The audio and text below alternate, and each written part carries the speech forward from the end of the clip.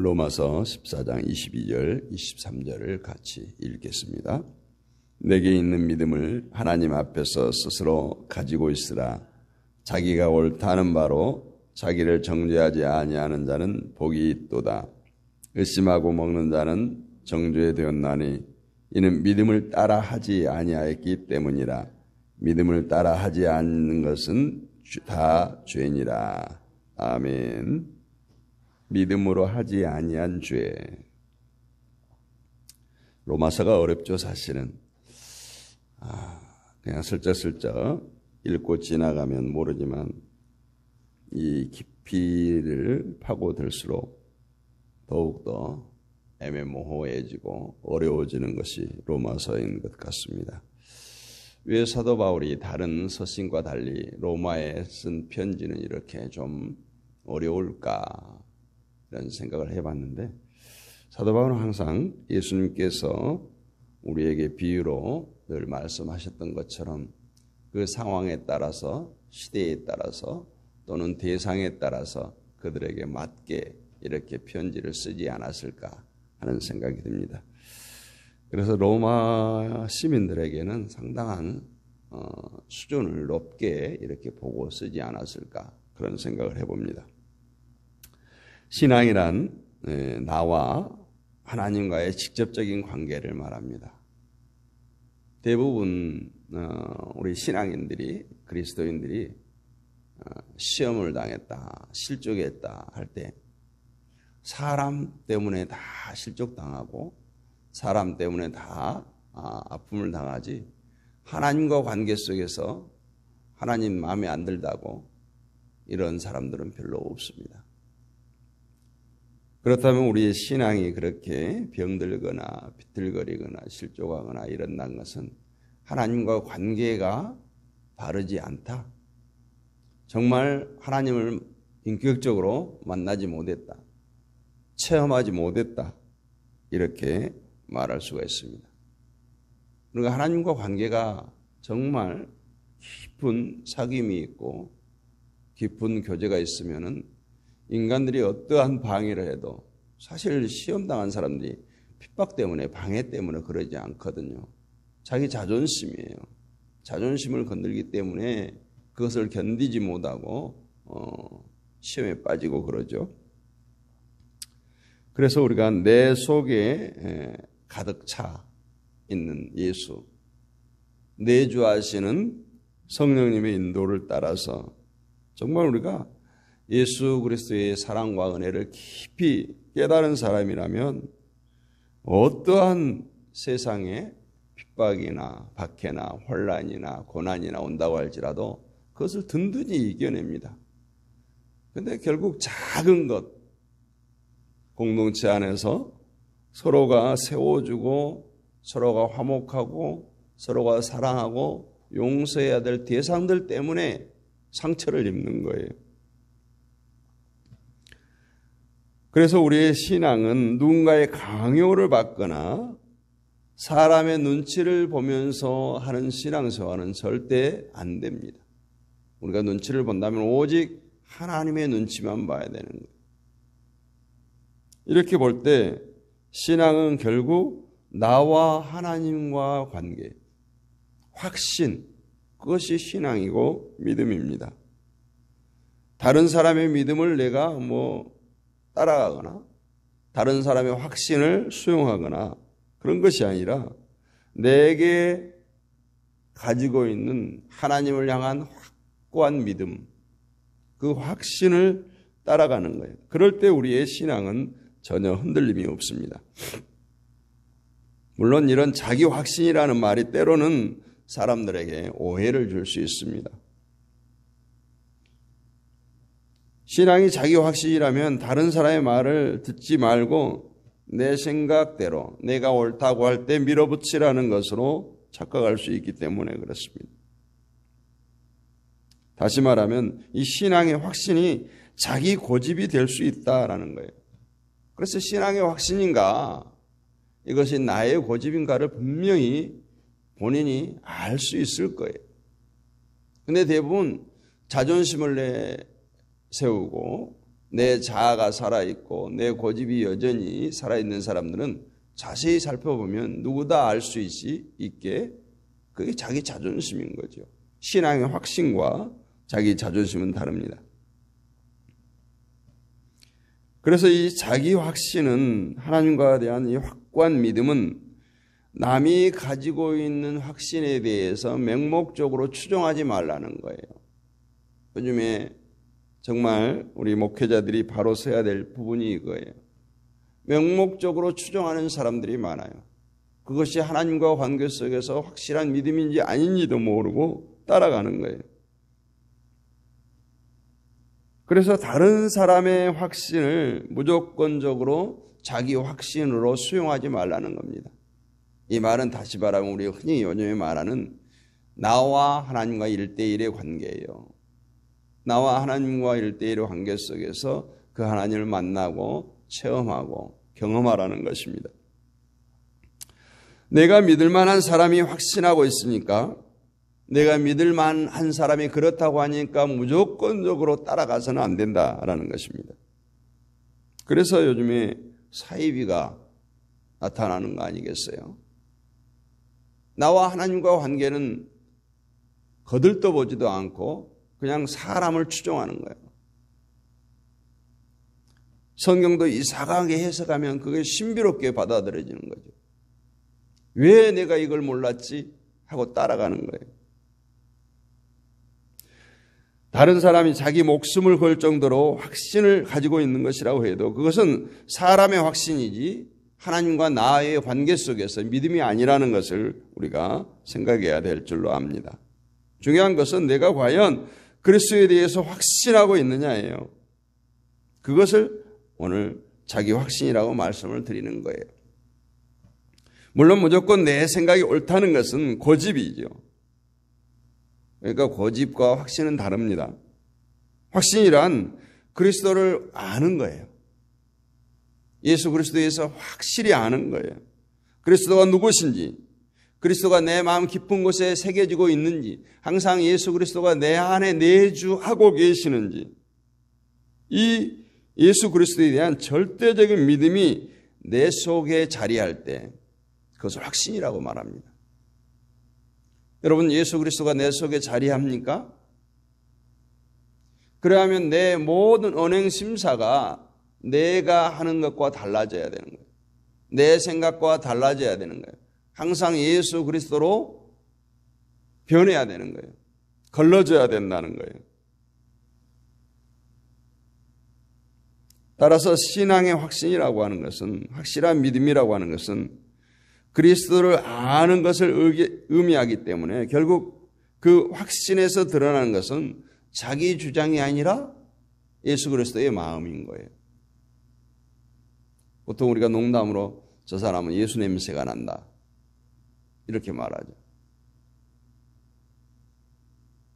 그 사람의 마음은 확신에서 나온 것인지 가식에서 나온 건지 우리는 판단할 수 없어요. 그런데 우리가 바라볼 때 예수 냄새가 나는 거죠. 우리가 많이 오해하고 있는 것은 내가 확신하고 있는 성경적 지식을 굽히지 않은 것을 신앙이라고 여긴다는 거예요. 그냥 내가 복음이에요. 내가 알고 있는 성경 해석, 내가 알고 있는 신학, 그것을 굽히지 않고 고집하는 것을 확신이라고 생각한다는 거죠. 그러나 그것은 자신이 알고 있는 신학에 대한 확신이고 성경에 대한 확신이지 예수 그리스도에 대한 확신이 아니라는 겁니다. 그렇기 때문에 많이 부딪히죠. 사도 바울은 이것을 잘 알았기 때문에 율법 안에 있는 자에게는 함께 율법 아래 있는 자가 되어주고, 율법을 모르는 자들에게는 자신도 율법을 모르는 자처럼 함께 태도를 취했던 거예요. 이 말은 사도 바울이 확신하는 것은 오직 예수 그리스도였지 그런 율법이나 신학이 아니었다라는 거예요.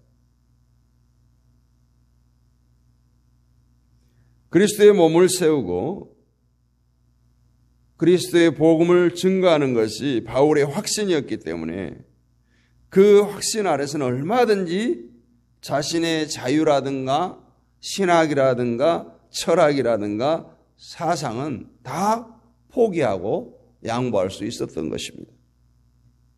이렇게 볼 때 진정한 신앙의 확신은 자기를 포기하도록 만드는 것입니다. 계속해서 14장에서 말씀하고 있는 것이 이것이에요. 이것이 확신 아래 거하는 성도의 모습이에요. 자기를 포기하는 것. 예수 그리스도가 누군가를 알고 그분에 대한 깊은 확신 가운데 살아가기 때문에 그분이 증거되는 것이라면 나는 없어도 된다. 예수 그리스도가 증거되는 일이라면 나의 어떤 고고한 신학 따위는 그냥 막대기 취급당해도 괜찮다. 이런 연연한 모습이 진정한 자유자고 그리스도를 따르는 자입니다. 오늘 22절을 보면 내게 있는 믿음을 하나님 앞에서 스스로 가지고 있으라. 자기가 옳다 하는 바로 자기를 정죄하지 아니하는 자는 복이 있도다. 내게 있는 믿음을 하나님 앞에 스스로 가지고 있으라. 이 말은 지금까지 바울이 말했던 모든 것, 즉 음식의 문제로 인해서 형제를 거르끼게 하거나 하나님의 사업을 무너뜨리게 하는 것보다 화평의 일과 서로 덕을 세우는 것이 아름답다라는 것을 믿음을 가지고 사는 것을 말합니다. 이 믿음을 자기 확신으로 가지라는 거예요. 그럴 때 우리 그리스도인들은 자기가 옳다 하는 것으로 오히려 자신을 책망하게 되는 결과를 가져오게 된다라는 거예요. 내가 옳다 하는 것으로 남을 책망하는 것이 아니라 어제 말씀드렸죠? 자기를 비춰보는 거예요. 자기의 옳다 하는 바로 자기를 책망하지 아니한다는 것은 내가 옳다고 확신하는 것으로 인해서 믿음의 약한 형제들을 거리끼게 한다는 거예요. 마음을 상하게 한다면 결국 자신에 대한 하나님의 심판을 쌓아가는 것에 지나지 않는다라는 것입니다. 결국은 내 안에 계시는 예수께서 무엇을 원하시는가를 스스로 알고 살아간다면 내가 옳다고 생각하는 것으로 인해서 오히려 자신이 책망받는 일을 쌓아가지 않는다라는 것입니다. 예수께서 원하시는 것은 내가 옳다고 여기는 성경이나 신학이나 지식으로 세워지는 것이 아니라 그리스도의 몸이 세워지는 것을 말하고 있어요. 이것이 하나님 앞에서 스스로 가지고 있는 믿음이라는 것입니다. 그래서 23절에서 보면 의심하고 먹는 자는 정죄에 되었나니 이는 믿음을 따라 하지 아니하였기 때문이라. 믿음을 따라 하지 아니하는 것은 다 죄니라. 오늘 말씀의 제목, 믿음을 따라 하지 아니하는 죄. 의심하고 먹는 자 정죄받는다는 거예요. 또 반대로 의심하고 먹지 않는 자도 마찬가지겠죠. 의심 없이 먹으라는 거예요. 의심하고 먹는 자는 누구를 말합니까? 이들은 스스로 이 음식은 부정하다 여겼던 음식들을 마음에 거리낌이 있어요. 어쩌지? 누가 나를 이상하게 평가하면 어쩌지? 하나님께서 나를 이상하게 평가하면 어쩌지? 이런 의심을 하면서 꾸역꾸역 먹는 거죠. 마음에 거리낌이 있으면서 왜 먹게 되는 것입니까? 그들은 사람의 눈치를 살피기 때문에 그렇습니다. 즉 우리가 하나님 앞에 스스로 가지고 있는 믿음으로 사는 것이 아니라 주위 사람들의 눈치를 보면서 행동하게 되는 것을 말하고 있어요. 그렇다면 무엇을 해도 이들은 믿음으로 하지 아니하는 것이 되는 겁니다. 자신의 믿음으로 행동한 것이 아니기 때문에 그것이 곧 죄가 된다라는 것입니다. 오직 예수 그리스도를 보고 있는 것이 아니에요. 주변의 사람들의 눈치를 보고 있는 거예요. 마음에 거리낌이 있으면 안 먹으면 되는 것이지 왜 굳이 거리낌을 가지면서도 먹어야 됩니까? 야, 내가 이것을 먹지 않으면은 주위 사람이 나를 정죄하겠구나. 이것을 먹지 않으면은 내가 저들과 함께하지 못하겠구나. 이런 의심을 가지고 눈치를 보고 먹기 때문이 아니겠어요? 자신의 믿음대로 행하지 못한다는 것은 결국 무엇을 해도 믿음으로 하지 아니한다는 거예요. 따라서 그것들을 죄라고 말합니다.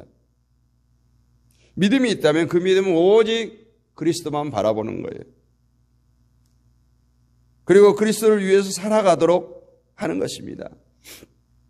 먹든지 마시든지 무엇을 하든지 다 주님을 위해서 하도록 하는 것이 바로 믿음이에요.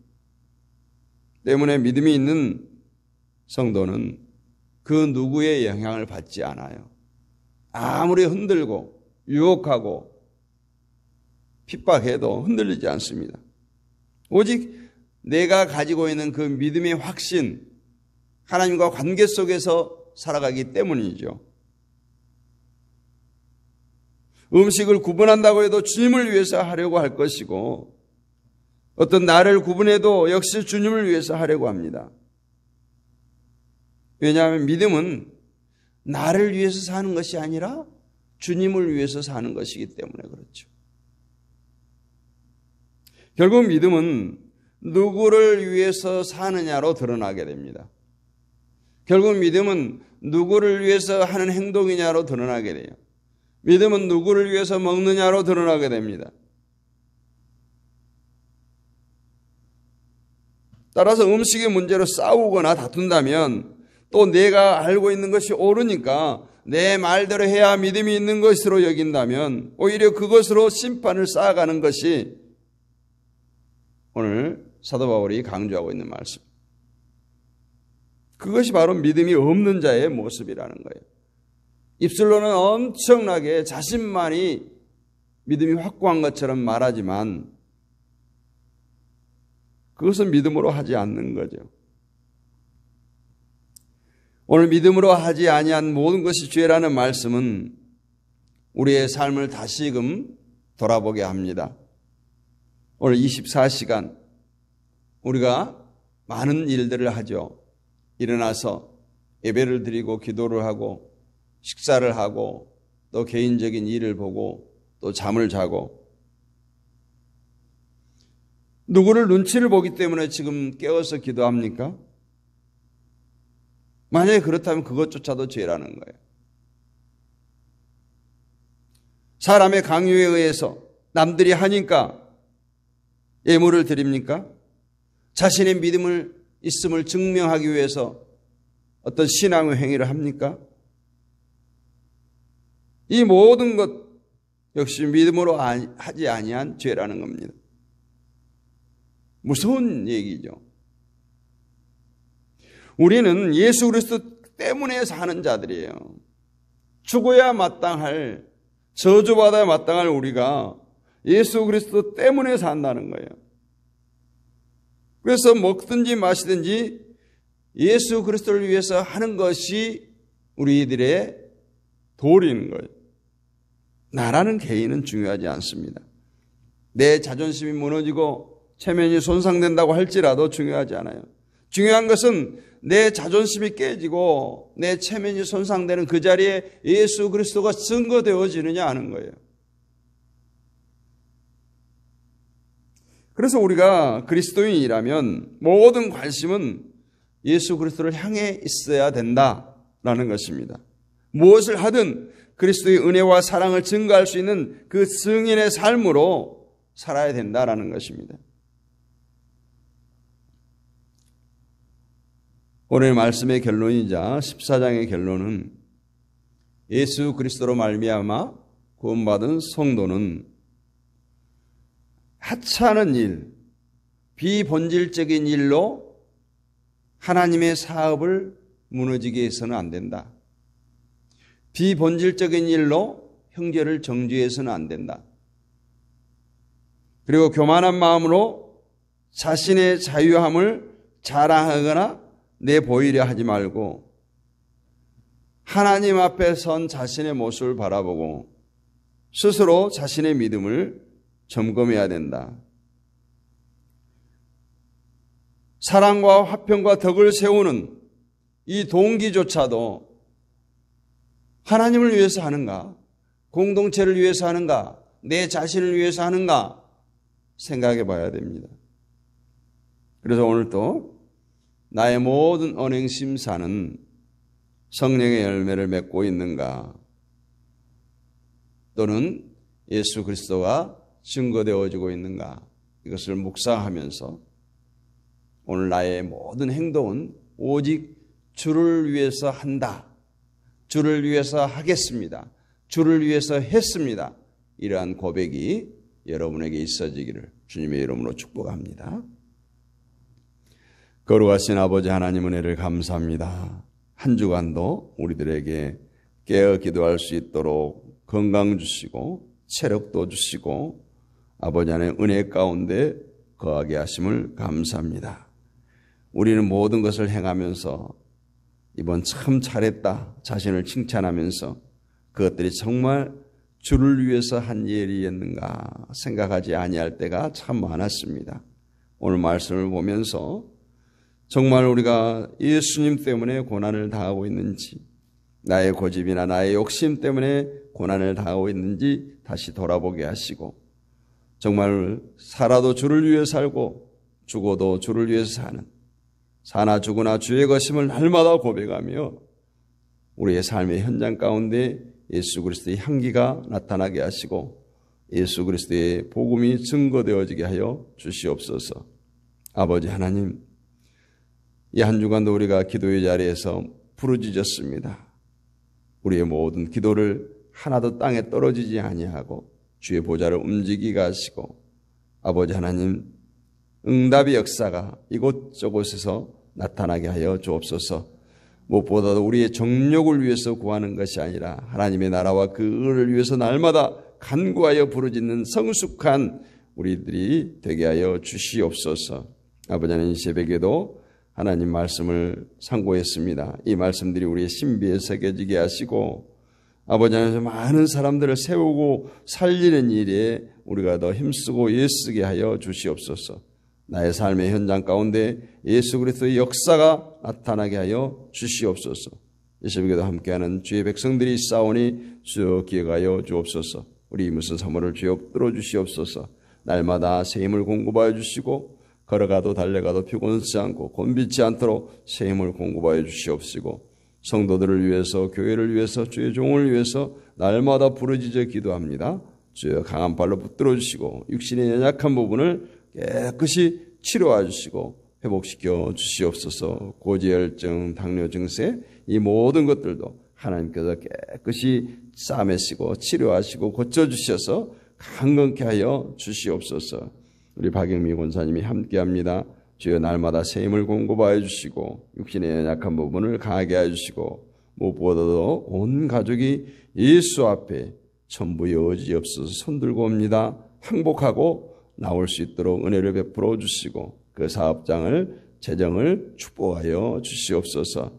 우리 최정님 집사님이 함께합니다. 주여 붙들어 주옵시고 팔의 통증 깨끗이 사라지게 하여 주옵시고 원인을 알게 하시고 잘 치료되어지게 하여 주셔서 이 육신의 통증 때문에 걱정하지 않도록 붙들어 주시고 그 사업장을 복되게 하시고 딸의 태를 열어주셔서 생명의 축복, 잉태의 축복 허락하여 주시옵소서. 우리 새로운 방송 박길영 목사님이 함께합니다. 주여 복의 복을 더해 주시고 지금까지도 성령의 도구로 마음껏 사용하셨습니다. 남은 여생도 성령의 도구로 복음의 도구로 마음껏 사용해 주시고 영육간에 강건케 하여 주옵소서. 온라인 사역을 통해서도 많은 사람들을 세우는 일에 귀하게 쓰임받는 주의 종 되게 하여 주옵소서. 아버지 하나님 함께하지 못하는 모든 지체들 가운데도 함께해 주시고 육신의 연약함을 통해서도 아버지 하나님 주님 앞에 무릎 꿇게 하셨사오니 아버지 하나님 이 모든 것들이 사도 바울의 고백처럼 자고하지 않게 하심을 깨닫게 하시고 육신의 질고의 터널을 지나게 하시고 아버지 하나님 저들을 깨끗이 치료하여 주옵소서. 재정의 문제로 고통당하는 자들 재정의 문제가 해결되어지게 하시고, 자녀의 문제로 기도하는 자들 자녀의 문제가 해결되게 하시고, 가정이 직장이 사업장이 복을 받게 하여 주시고, 하나님의 백성들이 세상 가운데 수치당함이 없도록 하늘의 신령한 복으로 땅의 기름진 복으로 축복하여 주옵소서. 믿사옵고 우리의 산 소망이 되시는 예수 그리스도의 이름으로 감사하고 기도하옵나이다. 아멘. 지금은 우리 주 예수 그리스도의 은혜와 하나님 아버지의 크고 무한하신 사랑과 성령님의 감동, 감화, 내주교통, 충만하심의 은혜가 이 새벽에도 깨어기도 하는 사랑하는 주의 백성들 머리 위에, 이 나라와 이 민족 위에, 한국의 모든 교회들 위에 지금부터 영원토록 함께 있을지어다. 아멘.